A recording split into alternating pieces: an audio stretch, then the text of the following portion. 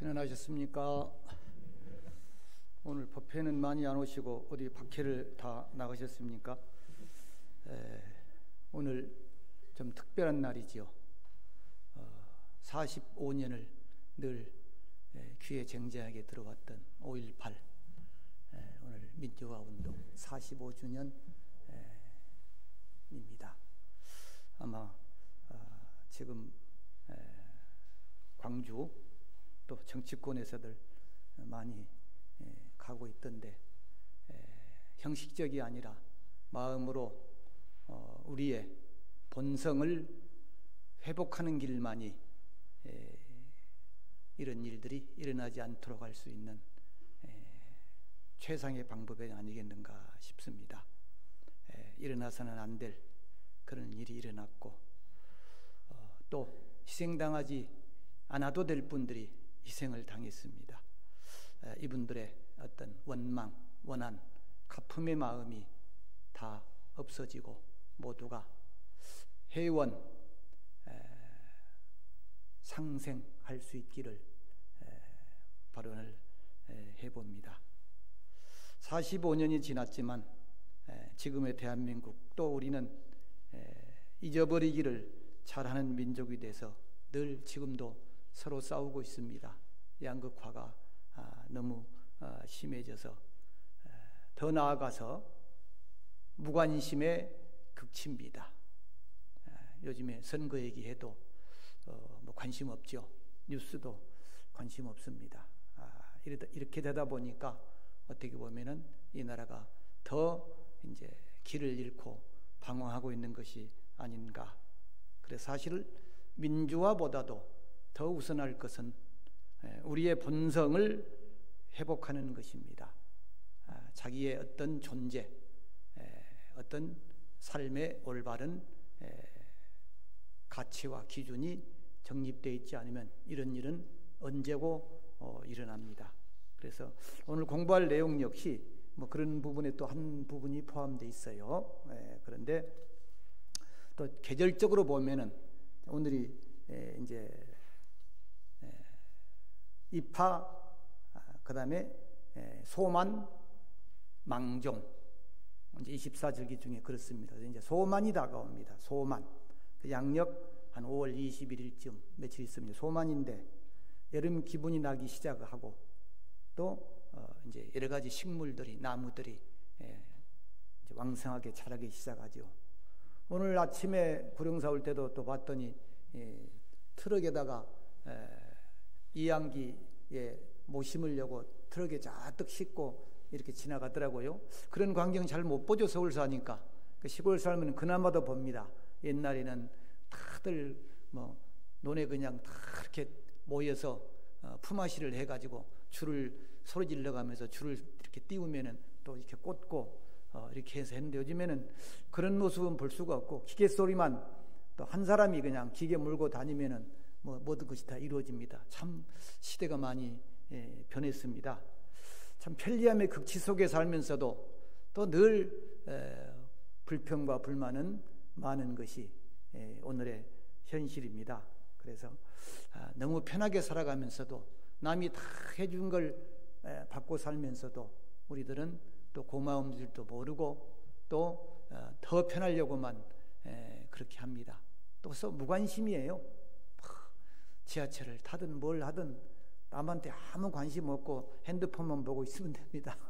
병원 가도 그렇고 대합실에 가도 그렇고 어디 지하철을 가도 그렇고 그러니까 참 이게 삭막한 어떤 세상이 됐어요. 그래서 어떻게 보면은 인간성의 회복이 무엇보다도 중요한 시기가 아닌가 그런 생각을 해봅니다. 오늘 어려울지 모르지만 내용이 좀 많습니다. 권발보리 신문 가운데에서 이제 7번째와 8번째를 공부합니다. 저는 열심히 해주는데 법회도 안 나오니까 힘이 착착 빠지죠 제가. 그래서 도에 들어가는 가장 중요한 문이 발심하는 것이다 그랬습니다. 발심, 마음을 탁 일으키는 거죠. 마음을 이제 내가 잘못 살았구나, 앞으로는 잘 살아야지 마음을 탁 일으킵니다. 발심을 합니다. 불교에서는 보리심, 발보리심 그렇게 얘기하죠. 그래가지고 구체적으로 원을 세우죠. 우리는 이것을 발원이라고 하죠. 입원, 발원 그러죠. 발원. 그래서 원을 세우면 중생을 제도할 수 있고, 마음을 일으키면 무슨 일이든지 부처님의 도를 감당하고 성취할 수 있다. 그렇습니다. 다 배운 내용들입니다. 그래서 진실로 광대한 마음, 아주 넓고 큰 마음을 내지 않고 견고한 서원, 뜻을 세우지 않는다면 비록 삼천대천세계의 티끌수만큼의 세월을 지나더라도 여전히 정신없이 윤회하면서 생사의 고통 속에 빠져서 살 것이다. 비록 수행한다고 할지라도 괴로움만 당하는 헛수고에 불과할 것이다. 기억나십니까? 내 앞에 다 배웠어요. 그래서 이 발심이야말로, 보리심을 일으키는 것이야말로 모든 선 가운데 왕이다, 으뜸이다. 그런데 특별한 인연이 있어야만이 보리심을 일으킬 수 있는데 그 인연이 10가지가 있다 그랬습니다. 그래서 오늘은 7번째와 8번째, 이제 뒤를 슬슬 갑니다. 제발 안 빠지고 나와서 좀 공부했으면 좋겠는데 참 안타깝습니다. 법회를 나오는 것이 불자의 생명이고 책무입니다.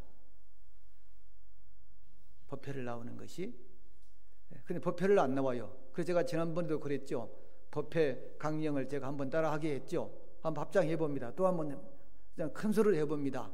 법회는 불자의 신심입니다. 법회는 불자의 원력입니다. 법회는 불자의 정진입니다. 법회는 부처님의 가피입니다. 네 가지입니다.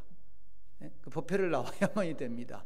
안 나오면은 부처님이 계시고 부처님의 가르침은 있지만 불법성 삼보에서 세 번째 승가가 없어져 버립니다.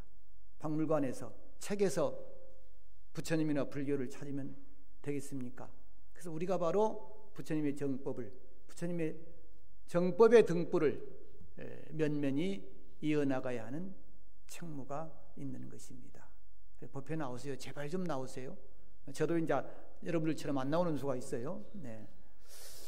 8번째가 뭐냐면 어떤 것이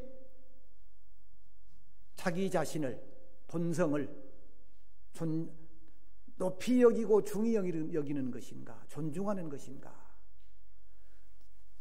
자기의 참다운 자기의 나를 찾지 못하고 높이 여기지 못하고 중히 여기지 못하고 무엇인지를 모르고 정신없이 살다 보니까 이렇게 가치관 없이 혼란 속에 살아갈 수밖에 없다는 것이죠. 우나 존중 기령인가, 어떤 것이 자기의 영이라고 했습니다. 신령스러울 영자, 이것은 부처님이고 나의 본성입니다. 그것을 회복하지 않는 한 안 된다는 거죠. 그래서 우리가 외형적인 거, 뭐 지위, 경제적인 거, 이런 것을 불교에서는 치복이라 그럽니다. 어리석은 복을 짓는 것이다. 어리석은 복을 지으면요, 반드시 그 복을 조금 받다가는 없어져 버려요. 그리고 딴 길로 또 새버려요. 그래서 제로운 복은 보리심을 일으키는 것이다, 발심하는 것이다, 이건데 우리는 이제 어리석은 복을 지으면 삼생이 훌쩍 지나간대요. 첫 번째, 어리석은 복만 짓느라고 자기 자신을 못 챙겨. 내가 누군지, 나의 본성이 무엇인지, 나의 진짜 모습이 무엇인지를 안 챙기고 살아요. 그러면서 한 생이 훌쩍 지나가요. 두 번째 생은 아무리 어리석은 복이지만 복을 지었으니까 받겠죠. 그 두 번째는 어리석은, 쥐꼬리 많은 어리석은 복을 받느라고 또 자기는 안 보살펴요. 그냥 한 생이 지나가는 거예요. 그럼 두 생이 지나갔어요. 세 번째 생은 뭐냐? 어리석은 복을 다 받아버렸어요. 그러니까 더욱 정신없이 살 수밖에 없겠죠. 복은 짓지 않고, 치복도 안 짓고, 제의복도 회복도 안 지어요. 그러니까 이제 떨어지는 일밖에 없어요. 그래서 어리석은 복을 한번 지으면 삼생이 훌쩍 지나가 버린다. 이런 옛날 큰 스님 말씀이 있어요. 그러니까 우리가 내가 하고 있는 행위가 이것이 어리석은 복을 지급하고 있는 건가, 받고 있는 건가,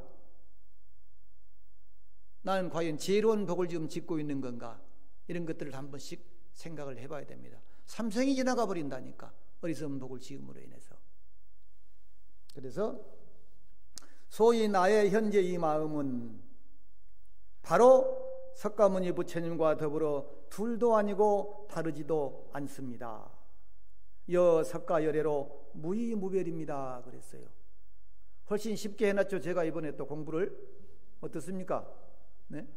둘도 없고 다르지도 않다. 똑같다. 석가모니 부처님의 그 마음이나 내 마음이나 똑같다는 거예요.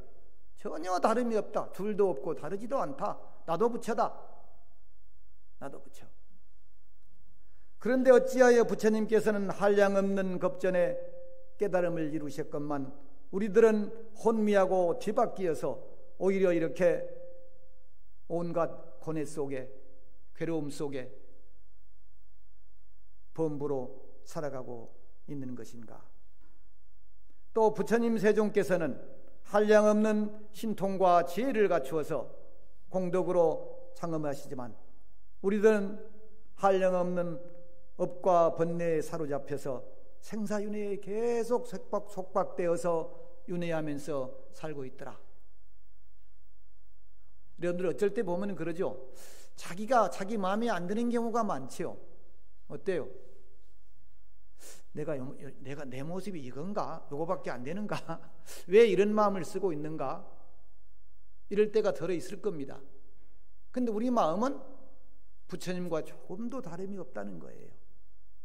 똑같은데 왜 부처님은 오래전부터 이렇게 깨달음을 이루셨고 우리는 이렇게 살아가는가?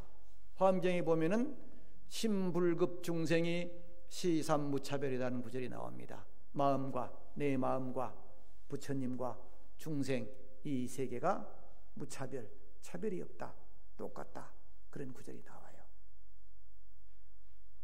그러니까 부처님이 장부라면 나도 장부다, 이런 부처님과 맞짱 뜨는 관계라는 거예요. 우리 마음은.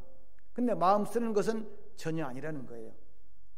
그래서 심성은 비록 하나지만 심성시일이나, 심성은 비록 하나지만은 부처님과 같이 똑같지만 미혹하고 깨달은 것은 하늘과 땅만큼 벌어지더라. 미호는 천연이더라. 내가 좀 굉장히 훌륭한 존재인 줄 알았는데 내가 마음 쓰고 있는 거, 행동하는 거 이런 걸 보면은 야, 이건 아닌데 이런 생각이 많이 들지요. 근데 그 마음이 어디서 나왔어요? 내 본래의 마음에서 나왔어요. 근데 내 마음을 찾고 중히 여기고 또 높이 귀히 여기려면은 발심하지 않으면 안 된다는 거예요. 그래서 발심을 해야 된다. 자기 자신을 찾기 위해서, 나의 본래 모습을 회복하기 위해서. 그러니 한번 가만히 생각해 보면은 정언사지하면 기불가치리여 그랬어요. 가만히 고요히 한번 생각해 보니까 어찌 부끄럽지 않겠는가. 참 부끄럽다, 내가 이렇게 살아가는 것이.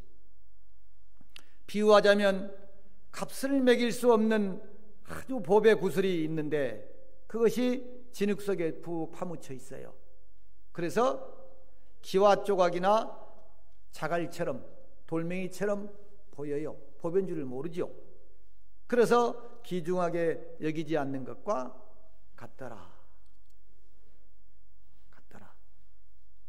요즘에 제가 여기저기 법회를 다니면서 보면은 40분 50분을 하라 그러는데 참 기도도 해야지 법회도 해야지 하다 보니까 거의 2시간 가까이가 훌쩍 지나가요. 참 힘들 거예요. 근데 저도 힘들어요. 한 15분만 했으면 좋겠는데 15분이 딱 맞는 것 같아요, 법문은. 그래서 임팩트 있게 딱 하고 여러분들도 서로 인사도 하고 대화도 하시고 차도 마시고 그래가는 법회가 그래야 많이 오지 않을까, 가족들도 올 수 있지 않을까, 이런 생각을 해봐요. 그래서 법회 오는 것이 부담 없이 어떤 교류장도 되고 여러 어떤 그런 모습의 법회로 좀 변화되어야 되지 않을까 이런 생각도 해봐요. 내 안에 부처님이라고 하는 나의 본성은 참 값을 매길 수 없는 구슬 보배와 같은데 그것이 진흙 속에 파묻혀서 돌멩이처럼 자갈처럼 보여서 귀중하게 여기지 않는 것과 같더라. 시고로 이런 까닭으로 마땅히 한량없는 착한 법으로 내 마음속에 번뇌를 제거하고 덕을 닦아서 공덕이 있으면 성품의 덕이 비로소 나타날 것이다. 성덕 방현이라 그랬습니다. 성품의 덕이, 나의 본성의 덕이 비로소 드러날 것이다. 그 선가에 촉경봉연이라는 말이 있어요. 한번 해볼까요? 촉경봉연. 어려운 말처럼 들립니다. 촉자는 부딪힌다, 만난다. 경자는 어떤 경계, 어떤 일, 경계에 부딪힌다. 내가 친구를 만나고 이웃집 아주머니를 만나고 뭐 여러 가지 일상생활에서 살아가는데 경계에 부딪히잖아요. 이것을 촉경이라 그래요. 봉연은 만날 봉자, 인연연자, 인연을 만난다. 촉경 봉연이라고 하는데 내 하루하루 살아가는 24시간 모든 것이 촉경 봉연입니다. 촉경 봉연. 그런데 내 본성이 회복되어 있으면 그 자기의 신령스러운 마음을 쓴다면은 늘 편안하고 늘 좋고 즐겁고 그렇게 할 수가 있어요. 그런데 그 마음은 못 쓰고 뒤에 하겠습니다마는 악연, 내 생각만 고집을 하고 아예 나만 생각하고 아만 내가 높다고 하고 지 주제를 모르고 그러다 보니까 남을 존중할 줄도 모르고 배려할 줄도 모르고 이렇게 살아간다는 거죠. 그래서 저는 악연, 아예, 아만, 아치가 가장 우리 삶의 적이라고 얘기를 합니다. 따라 해볼까요? 악연. 악연이 편견이 없어야 되는데 편견이 많아요, 우리는. 그 다음에 아예. 나만 생각을 해요. 아예.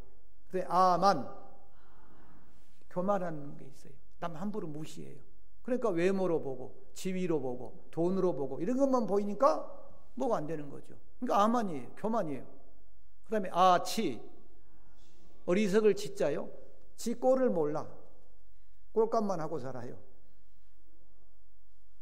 그래서 악연, 아예, 아만, 아치.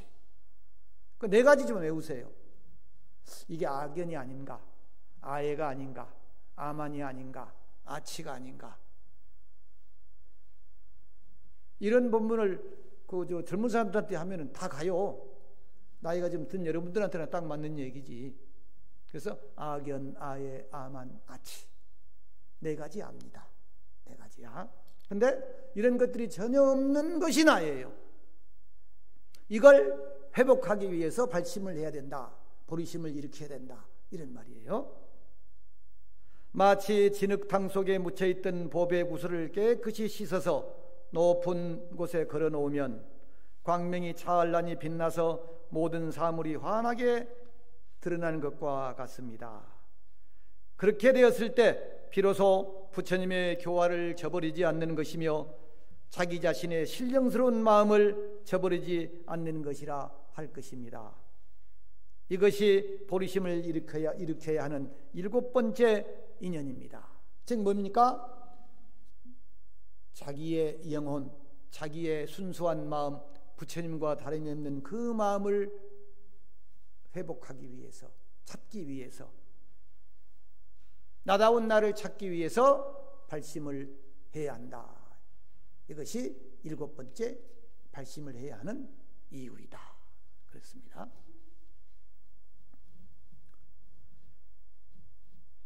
한문은 가서 보세요. 한문 많이 했더니 승원스님 법문 가면 한문만 드립다 해가지고 재미도 없다고 그런 소리가 들려서 한문 잘 안 하려고 그럽니다. 덜 하려고.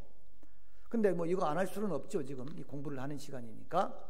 8번째는 뭐냐? 운하 참회 업장인가 그랬습니다. 어떤 것이 업장을 참여하는 것인가? 내가 잘못 살아온 것을 참여해야 되기 때문에, 그래야 나쁜 일이 안 생기죠. 안 일어나죠. 그래서 발심을 해야 된다. 업장을 참여하기 위해서 발심해야 된다. 지금 우리들의 일상생활 가운데 맞나요?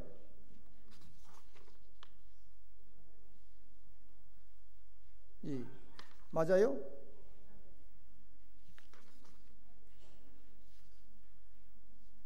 이, 3.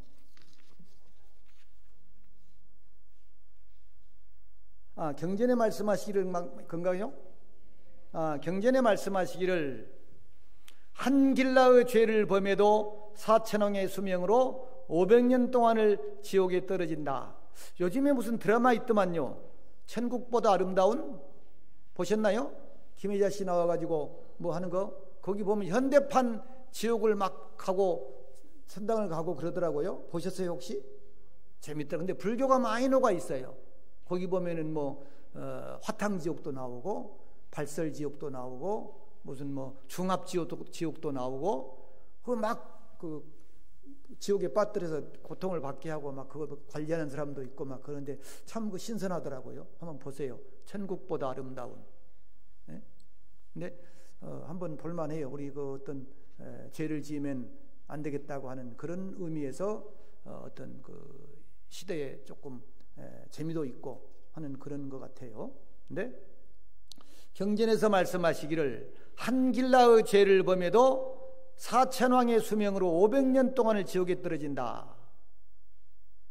사왕천은요, 인간 세상에 50년이 사천왕천의 하루예요. 사천왕천의 500년이 지나가 버려요. 한길라의 죄를 범해도. 밑에 주 보겠습니다. 불교의 수행은 계율을 바탕으로 합니다. 계율이 해탈의 근본이지요. 계율이란 불자들이 뭐 불자라고 할 것도 없죠. 인간이, 사람이 악한 행위를 막고 선을 쌓기 위해서 지켜야 할 규율이나 규정을 말합니다. 그래서 우리가 이 계와 율이 따로따로 있는데 합쳐서 그냥 얘기를 하는 거예요. 계는 율장에 있는 낱낱의 어떤 조항을 가리키고 그 조항 전체를 우리는 바라제 목차라 그럽니다. 바라제 목차. 프라티모크샤. 소리 나는 대로 적은 건데요. 낱낱의 계를 지켜서 그 잘못된 곳에서 벗어난다는 의미에서 별해탈이라고 해요.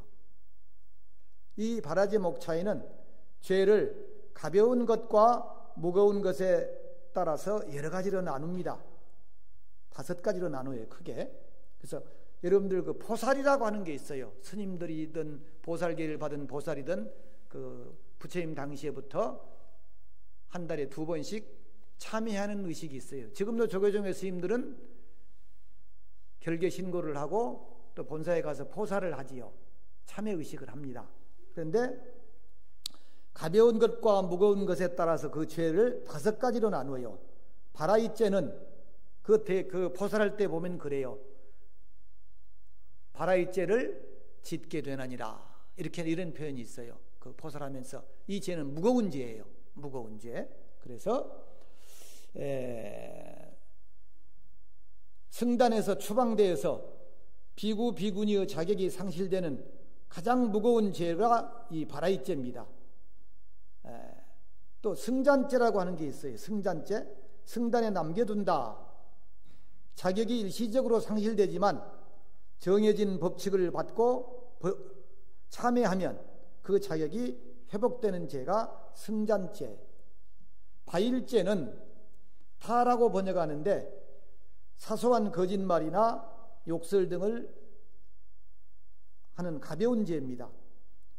이 가벼운 죄를 저지른 비구 비구니는 참여하면 죄가 소멸되지만 참여하지 않으면 죽어서 지옥에 떨어진다. 그래서 타라고 합니다. 타. 어디 하신지 알고 있어요 지금? 그 다음에 발화제 제산이라고 하는 게 있어요. 이거는 향피회라고 합니다. 걸식할 때와 식사 때의 규칙을 어긴 가벼운 죄로 참여하면 죄가 소멸되는 것입니다. 마지막으로 돌길라라고 하는 게 있어요. 돌길라, 악작, 악설이라고 번역하는데 악한 행위와 악한 말로 저지른 가벼운 죄입니다. 좁은 뜻으로는 악작만을 뜻하고 나쁜 행동, 넓은 뜻으로는 악설까지도 포함한다. 고의로 이 죄를 저질렀을 때는 한 명의 비구 앞에서 참여하고, 고의가 아닐 때는 마음속으로 참여하면 죄가 소멸된다. 그래서 돌길라라고 하는 이 발화제 목차의 이 죄가 가장 가벼운 죄입니다. 그런데 여러분들 원문에 보면은 경언범 일길라라도 그랬죠. 그 원문에 한문에 한 길라는 한 돌길라를 얘기하는 거예요. 한 돌길라의 죄를 범해도 사천왕의 수명으로 500년 동안을 지옥에 떨어진다고 하였으니 길라의 작은 죄로도 오히려 이처럼 엄청난 과보를 받는데 어찌 하물며 무거운 죄이겠습니까? 그 과보는 말로 다하기 어렵습니다. 그 천국보다 아름다운 거기에 잠깐 봤더니요, 그 지옥을 끌려왔어요. 그래 심판하는 사람한테 빡빡 우깁니다. 나는 착한 일만 했다, 나쁜 일을 하지 않았다. 요즘 현대판 그 염라국이 뭐아니요, 컴퓨터를 내놓고 탁 두들기니까 그냥 쫙 죄가 뜹니다. 당신이 언제 뭐 이러지 않았냐, 뭐 이렇게 딱 떠버려요. 그러니까 컴퓨터가 막 많이 있어요. 그 근무하는 사람들이 있더라고. 근데 자, 어떻게 그런 발상을 하는지 모르겠어요. 근데 하여튼 다 드러내요. 불교에서 말하면 업경대예요. 여기 업경대, 어디 이렇게 법당의 상단에 보면 이렇게 거울 하나 만들어놨죠. 거기 보면 자기가 살아왔던 게 다 비친대요. 거울에. 그게 업경대예요. 업이 비춰주는, 업을 비춰주는 거울이에요. 그런 것처럼 컴퓨터로 막 딱 하니까 그 사람을 치니까 쫙 뜨더라고요. 이게. 그래서 돌길라의 죄를 범해도 그러는데 하물며 무거운 죄를 짓는 것이겠느냐? 그 과보는 말로 다룰 수 없다. 지금 우리 일상생활 가운데 한 번의 거동에도 팔을 들고 그 한 걸음을 걷고 살아가는 데 있어서도 항상 계율을 어기고 또 밥 한 숟갈 물 한 모금에게도 자주 죄를 범해서 하루 동안 범한 것으로도 그 죄악이 한량없을 것이 많을 것이거니와 어찌 하물며 종신토록 평생토록 지은 죄와 무량겁 동안에 지은 죄이겠습니까? 지은 바 죄업은 다시 말로 다할 수 없을 것입니다. 여러분들 그 3페이지 원문에 보면은 속이지 죄는, 일으킨 바 죄는, 즉 지은 바 죄는, 내가 범했던 죄는 갱불가언으로다. 다시 내가 말로 다 표현할 수 없을 정도로 많은 죄를 짓고 살아간다. 다만 우리는 느끼지 못할 뿐이다. 알아차리지 못할 뿐이다. 내가 다른 사람들을 불편하게 했나? 다른 사람들을 무시했나? 다른 사람들을 함부로 대했나? 그렇게 하면서도 생각도 안 하고 습관적으로 지은 죄가 무지무지 많다는 것입니다. 무지무지. 부부지간에도 부모 자식 간에도 많다는 거죠. 그래서 마음의 상처를 많이, 이거 뭐 어떻게 우리가 기억하겠습니까? 그러니까 갱불가언, 말로 다 할 수가 없다, 이런 얘기예요. 또한 오계로 말하자면은 10사람 가운데 9사람이 다 범하지만 잘못이 드러나는 것은 적고 감추어진 것은 많더라. 소로 다 장이라고 찾았습니까? 노자는 드러난다는 뜻입니다. 내 죄가 드러나는 것은 아주 적고, 다장, 장자는 감추어진 것, 저장된 것은 아주 많더라. 그러니 누가 과연 죄가 없다고 자신 있게 떳떳하게 말할 수 있겠는가, 이런 의미입니다. 소로 다장, 드러난 죄는 아주 적고 알아차린 죄는 아주 적고, 감추어진 죄, 보관되어진 죄, 창고에 다 차곡차곡 쌓여진 죄는 무지무지 많더라. 그것들이 다 장애가 되어서, 그러니까 우리는 결과만 지금 보고서 판단을 합니다. 원인은 생각을 잘 안 해요. 내한테 왜 이런 일이 닥쳤는가, 이런 생각은 잘 안 해요. 닥친 결과만 가지고 막 불편하고 불만하고 짜증을 내고 막 괴로워하죠. 근데 그 원인은 생각을 잘 안 해요. 왜 나에게 이런 일이, 왜 그만한 사람 가운데 나한테, 우리 집에, 이렇게만 생각을 합니다. 그래서 소로다장이라고 해요. 소로다장. 오계는 이름을 우바세계라고 하십니다. 신도오계라고 그러죠. 신도오계, 우바세계라고 하지만 오히려 구족계는 아니죠. 다 갖춰진 계는 아닙니다. 오계는 부족한 계입니다. 구족계는 아니죠. 하물며 삼위계, 비구계, 보살계 등의 계율이겠습니까? 또한 말할 필요가 없을 것입니다. 완벽하게 계를 갖추고 말하면 정말 무수한 잘못이 드러난다는 거죠. 우리가 또 스님들한테, 스님은 뭐 하는 분입니까? 누구십니까? 그러면 예, 저는 스님입니다. 저는 비구승입니다. 이렇게 얘기하죠. 예? 나는 승원입니다. 그럼 승원입니다 한 속에는 나는 비구승원입니다. 이런 표현이에요. 하지만 비구승원의 실제를 살펴보면 오히려 우바세계가 되기에도 부족하다. 여러분들이 신도로서 받는 계만 또 못 지키고 살고 있더라. 이런 얘기예요. 저 자신도. 나는 비구입니다. 나는 스님입니다. 하지만은 일반 속인보다도 못하는 생각, 그런 행동을 실제로 많더라. 이런 얘기예요.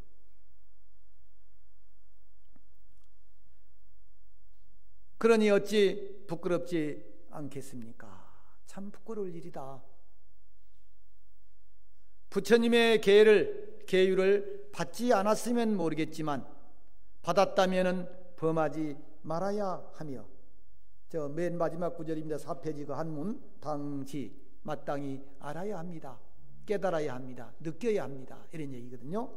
불계를 불수적, 부처님의 계를 받지 아니했다면은 그만이거니와 상관이 없겠지만, 수적 받았다면 불과해보며 범하지 말아야 하며, 불범적 이혼이와 범하지 않았다면은 또 모르겠지만은 범했다면은 범즉 종필타락이니 반드시 마침내 지옥에 떨어질 것임을 당지 반드시 알아야 할 것입니다.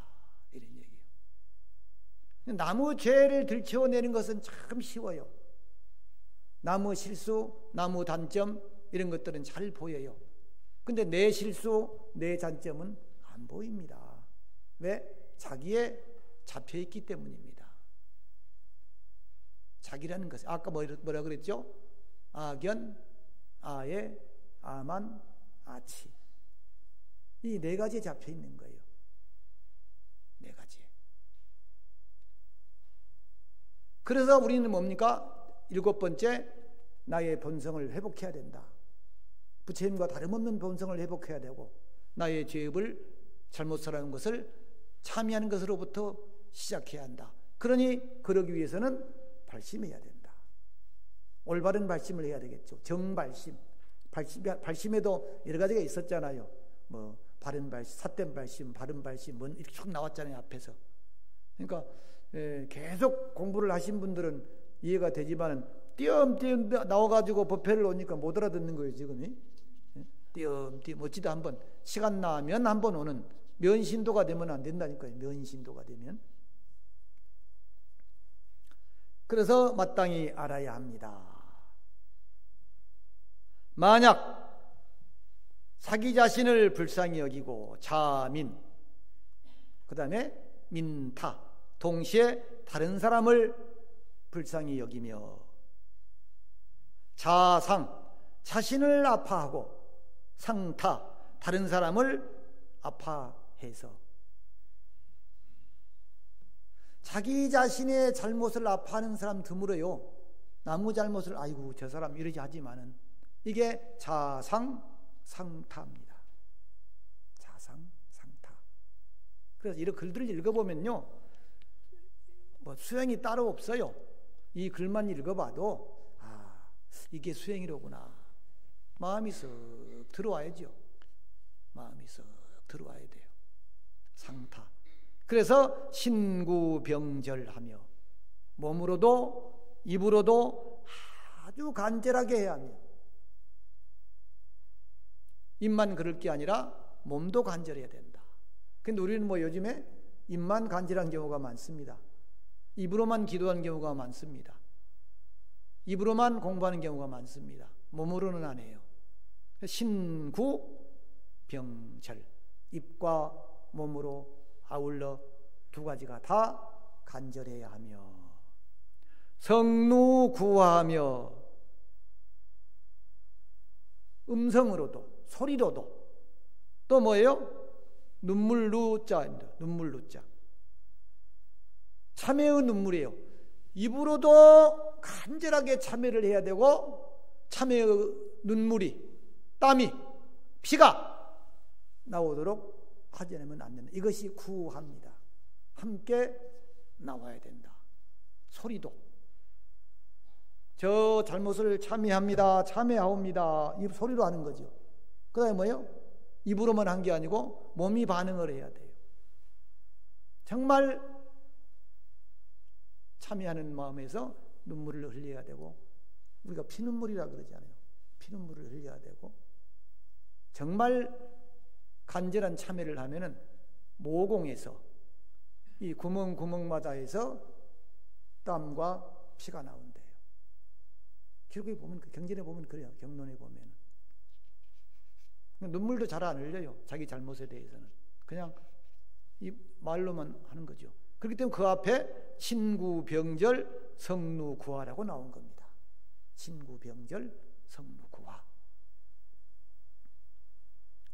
보여 중생으로 구에 참여하면 널리 중생과 더불어서 중생과 함께 구에 슬퍼하고 참여를 구하지 않는다면 여러분들 그 않는다면이 어딨어?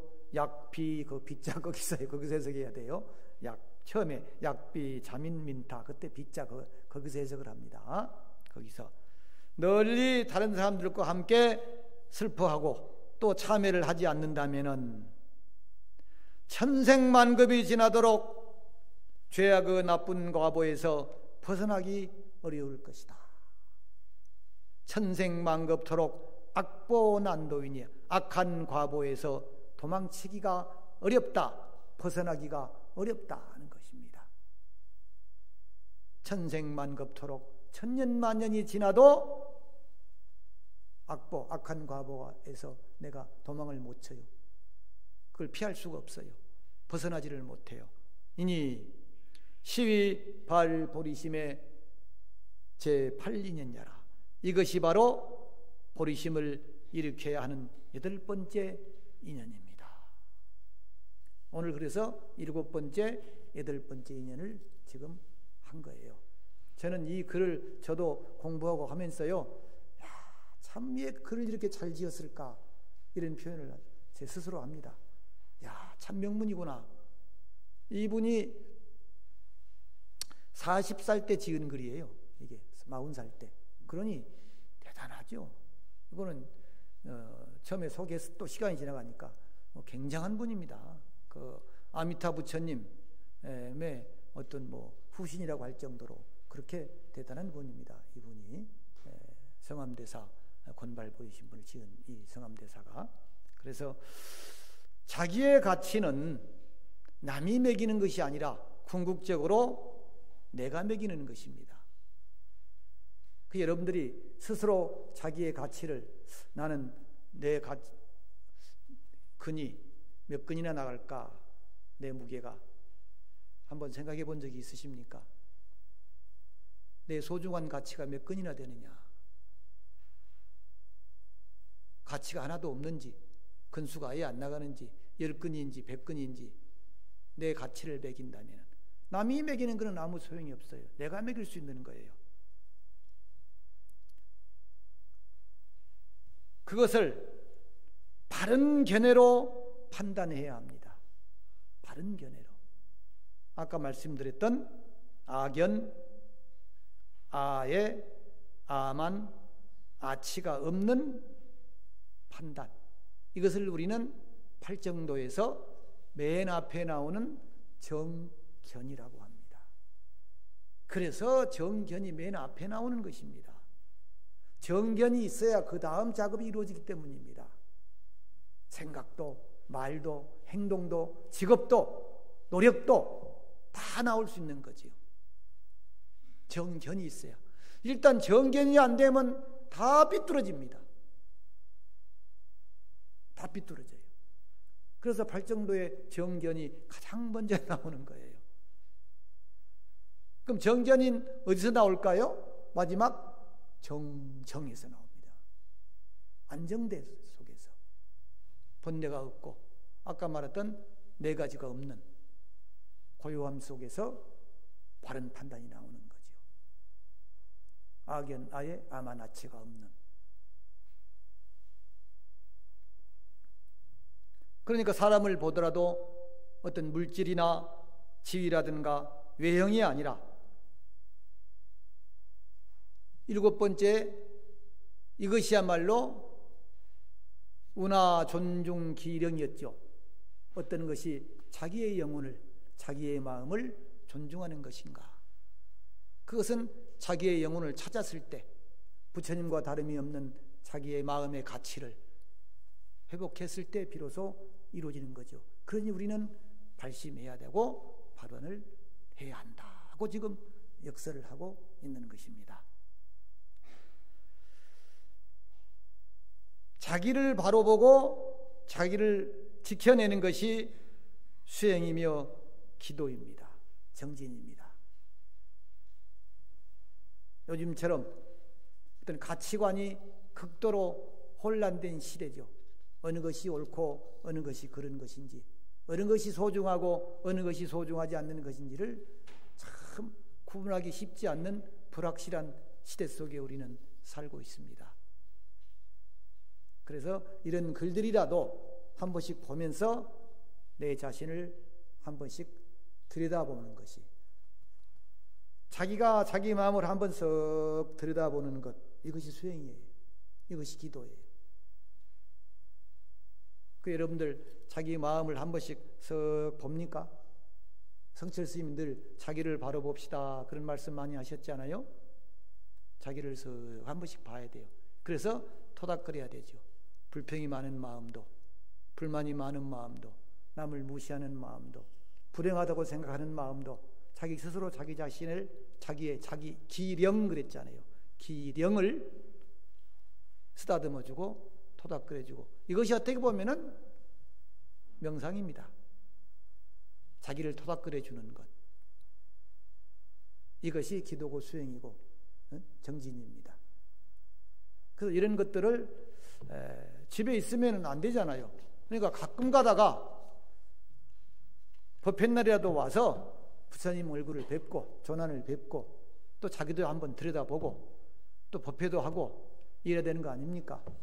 그래서 법회를 나오시라 그러는데 안 나와요. 안 나와. 오늘 뭐 좀 느낌이 있습니까? 그 느낌이 있는데 뭐 느낌이 오래 안 가니까 문제지 이게. 또 저 문 넘어가면은 또 느낌이 사라지고 없어요. 이게.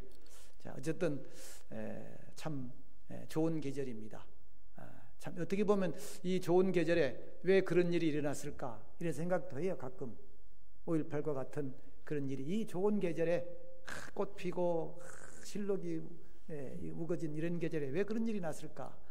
근데 어떤 그 자기의 상실, 자기의 영혼을 바로 들여다보지 못하고 바로 찾지 못하고 회복하지 못하는 데서 온 것이 아니겠는가. 아까 제가 치복이라는 얘기를 했어요. 그 모든 것들이 다 어리석은 복이다. 어리석은 복은 곧 없어집니다. 또 불행이 다가옵니다. 그래서 우리가 지혜의 작복, 회복이라고 하죠. 그 길은 바로 발심하고 발언하는 것이다. 그래서 7번째, 8번째를 공부를 했습니다. 5월, 6월 실록과 함께 여러분들의 마음도 토닥토닥 하시면서 지혜롭고 행복하게 사시기를 축원을 하면서 마치겠습니다.